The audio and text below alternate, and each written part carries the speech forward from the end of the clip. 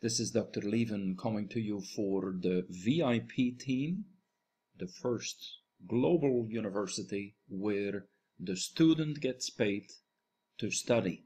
And in our study, we're up to chapter 4 of The Science of Getting Rich by Wallace Waddell, written in 1910.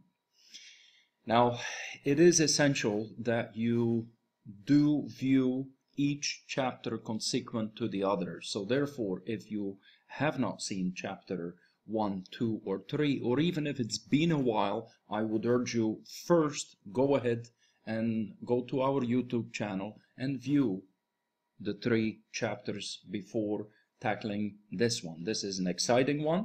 This one digs in deep, and this is where it becomes very real. Chapter 4 is the first principle.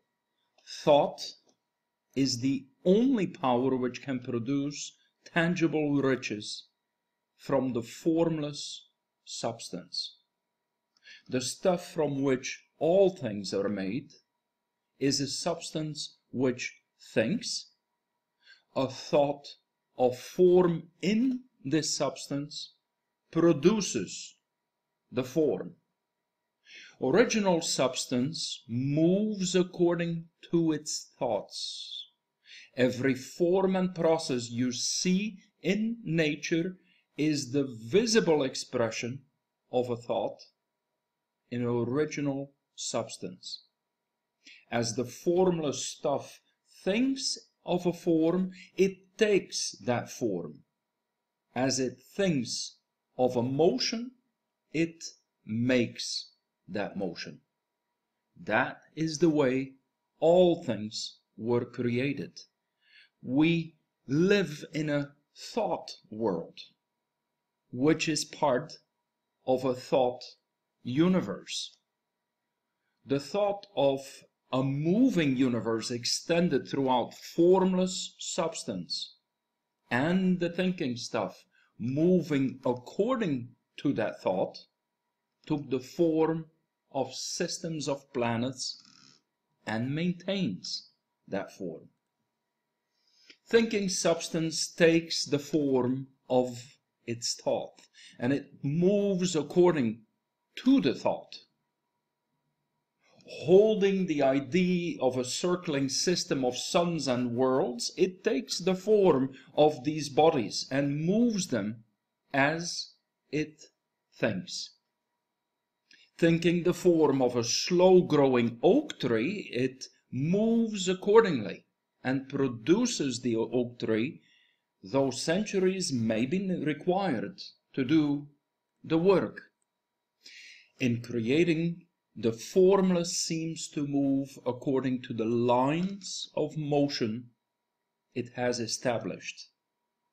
The thought of an oak tree does not cause the instant formation of a full-grown tree, but it does start in motion the forces which will produce the tree along established lines of growth. Every thought of form held in thinking substance causes the creation of the form, but always, or at least generally, along the lines of growth and action already established. The thought of a house, of a certain construction, if it were impressed upon formless substance, might not cause the instant formation of the house, but it will cause the turning of creative energies already working in trade and commerce into such channels as to result into the speedy building of the house. And if there were no existing channels through which the creative energy could work, the house would be formed directly from the primal substance, without waiting for the slow processes of the organic or inorganic world. No thought of form can be impressed upon original substance without causing the creation of the form. Man is a thinking center. and can originate thought. All the forms that man fashions with his hands must first exist in his thought. He cannot shape a thing until he has thought of that thing. And so far man has confined his efforts wholly to the work of his hands. He has applied manual labor to the world of forms, seeking to change or modify those already existing. He has never thought of trying to cause the creation of new forms by impressing his thoughts upon formless substance. When man has a thought form, he takes material from the forms of nature, he makes an image of the form which is in his mind. He has so far made little or no effort to cooperate with formless intelligence, to work with the Father. He has not dreamed that he can do what he sees the Father doing. Man reshapes and modifies existing forms by manual labor. He has given no attention to the question whether he may not produce things from formless substance by communicating his thoughts to it. We propose to prove that he may do so, to prove that any man or woman may do so, and to show how. As our first step, we must lay down 3 fundamental propositions. First, we assert that there is one original formless stuff or substance from which all things are made. All the seemingly many elements are but different presentations of one element. All the many forms found in organic and inorganic nature are but different shapes made from the same stuff. And this stuff is thinking stuff. A thought held in it produces the form of the thought. Thought in thinking substance produces shapes.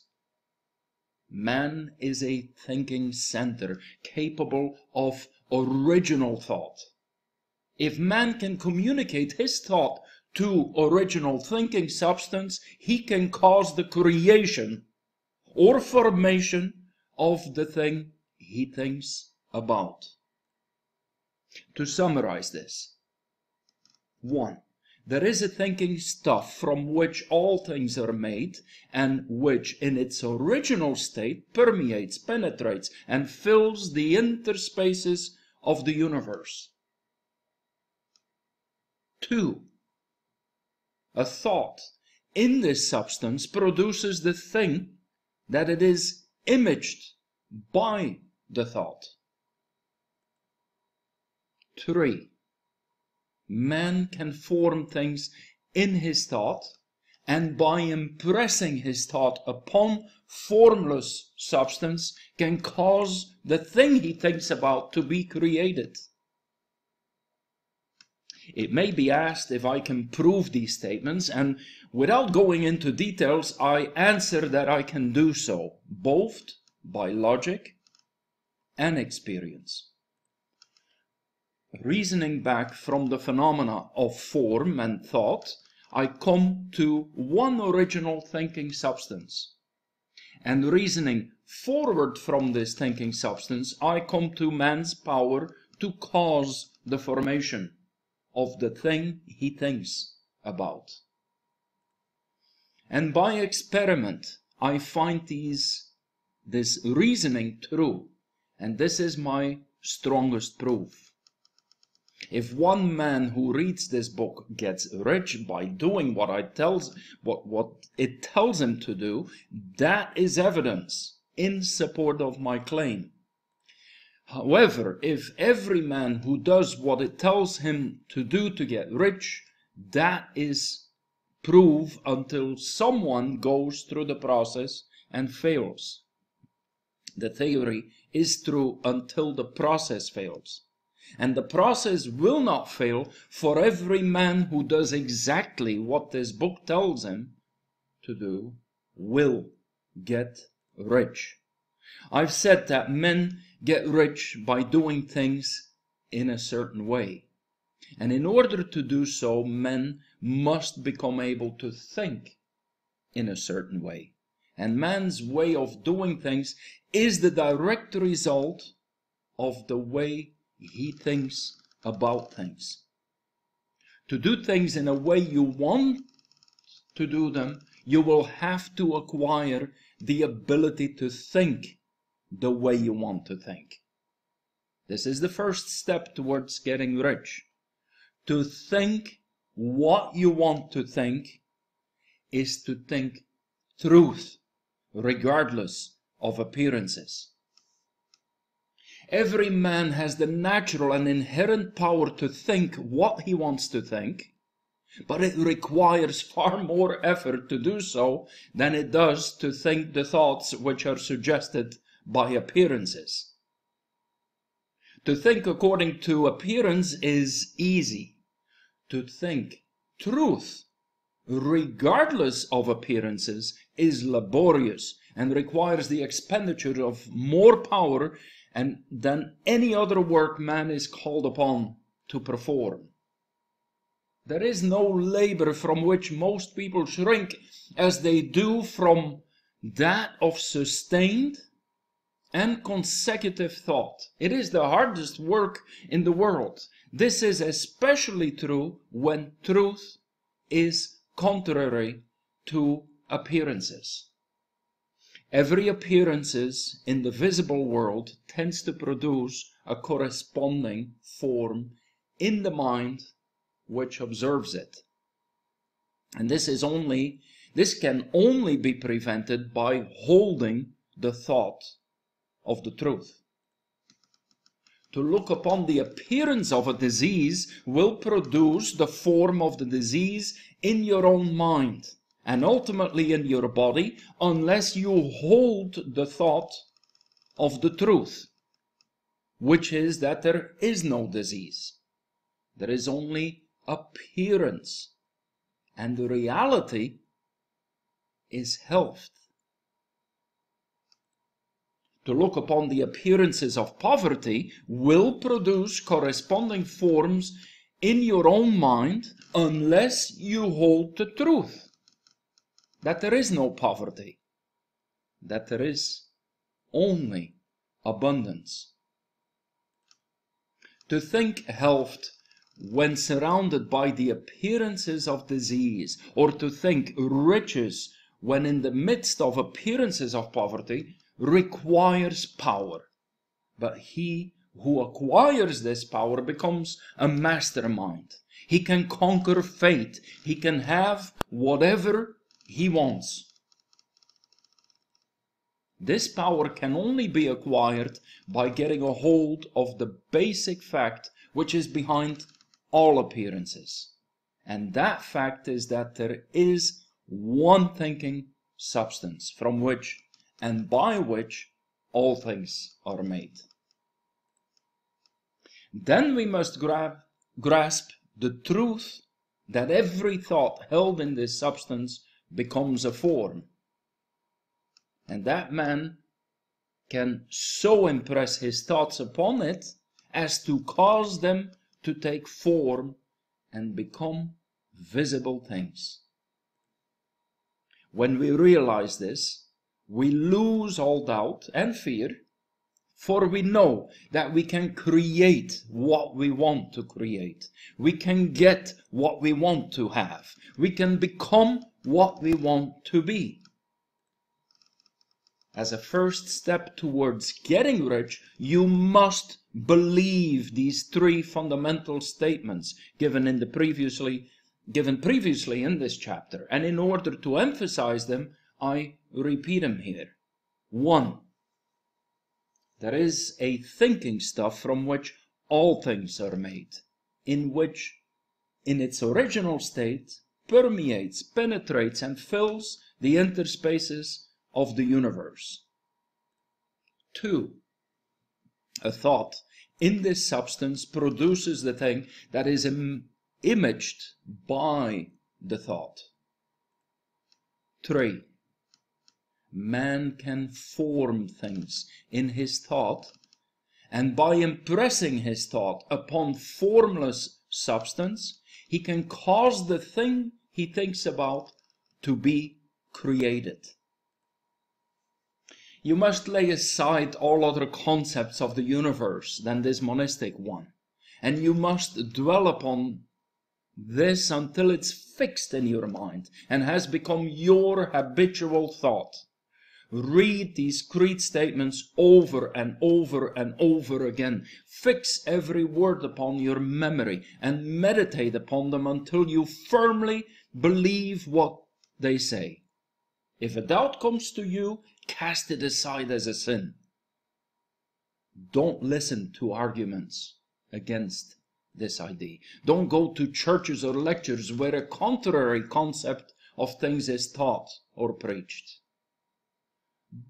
Do not read magazines or books which teach a different idea. If you get mixed up in your faith, all your efforts will be in vain. Do not ask why these things are true, nor speculate as to how they can be true. Simply take them on trust. Because the science of getting rich begins with the absolute acceptance of this faith.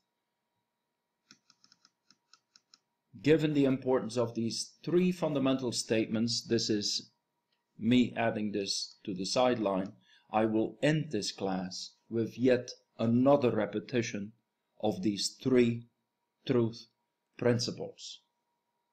1. There is a thinking stuff from which all things are made, and which in its original state permeates, penetrates, and fills the interspaces of the universe. 2. A thought in this substance produces the thing that it is imaged by the thought. 3. Man can form things in his thought, and by impressing his thought upon formless substance can cause the thing he thinks about to be created. And this completes chapter 4. Chapter 5 is going to be under the title Increasing Life. Please share these wonderful lessons with your friends, your family. You may even want to sit down with your children and try. In the future, the VIP team will also have classes at a children's level. But that's the kind of stuff we all should have learned at school, right? Well, now it's better, because now we have a school, we have a global university where we can be paid to study. I'm one of those students. I don't want to be paid by the VIP team. I want to be paid as a student studying. If you want to understand that, watch the video. Where is the money coming from? It'll explain in detail how we make this happen. If you haven't done already so, sign up for a free account with the VIP team. Then join us on Skype and on Facebook. Come ask us any question. I want to thank you for watching this video. This is a heavy-duty one. You may want to play it a number of times over and over again until you feel you got it, until you feel you believe it. At that time, inevitably, you will get rich. Thank you.